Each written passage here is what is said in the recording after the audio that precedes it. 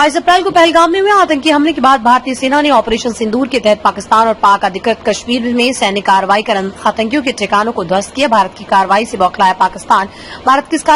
पाकिस्तान ने भी अपने ड्रोन और मिसाइल से भारत के कई इलाकों में हमला करने की कोशिश की, लेकिन भारतीय डिफेंस सिस्टम से सारे हमलों को नाकाम कर दिया। इसके जवाब में भारत पाकिस्तान के 11 एयरबेसों को निशाना बनाया और पूरी तरह से तबाह कर दिया। हालांकि पाकिस्तान बेशर्मी से बार बार भारत की सैन्य कार्रवाई को झूठ बता रहा, लेकिन भारत ने इसके सारे सबूत पेश किए और तो और पाकिस्तान से भी कई ऐसे वीडियो सामने आए जहां उन्होंने खुद हमले की बात कबूल की।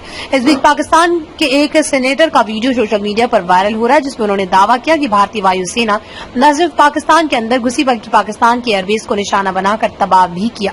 वायरल वीडियो में पाकिस्तान सेनेटर ने कहा, भारत चकला एयरबेस तक आके ठोक गया, हमारा आर्मी GHQ इसके पास में ही था। कोई ये नहीं पूछ रहा भारत इतने अंदर कैसे आ गया। ऑपरेशन सिंदूर में मारे गए कई आतंकी हमले में 26 निर्दोष लोगों की आतंकवादियों ने गोली मारकर हत्या कर दी थी। इसके बाद प्रधानमंत्री नरेंद्र मोदी ने कई बार जिक्र किया था कि आतंकियों को इसकी भारी कीमत चुकानी पड़ेगी।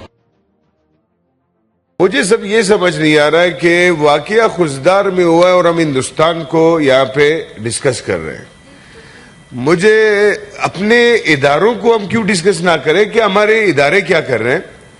हमारे जो यहाँ पे फोर्सेस है बलूचिस्तान में, जिनको हमने इतने इख्तियारात दिए हैं, जो मुझे भी तलाशी कर सकता है, मेरे घर में भी बगैर पूछे घुस सकता है, हम उससे क्यों नहीं पूछते कि भाई आप क्या कर रहे हो वहां पे।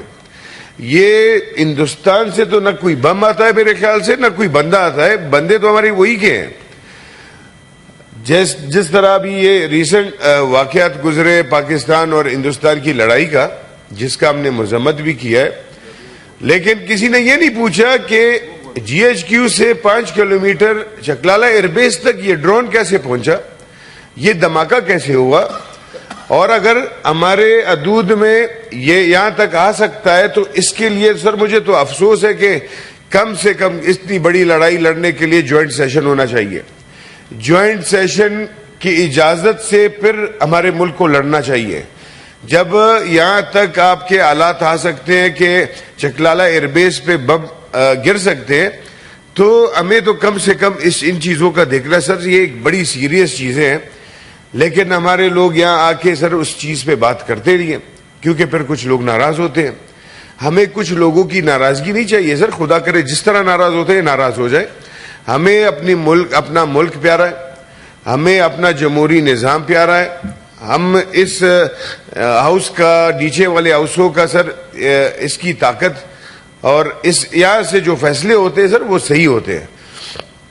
अब जिस तरह ये वाकया हुआ है सर खुजदार का, इस तरह बहुत सारे वाकयात हुए। मतलब आप बलूचिस्तान में किसी को बोलने नहीं दे रहे।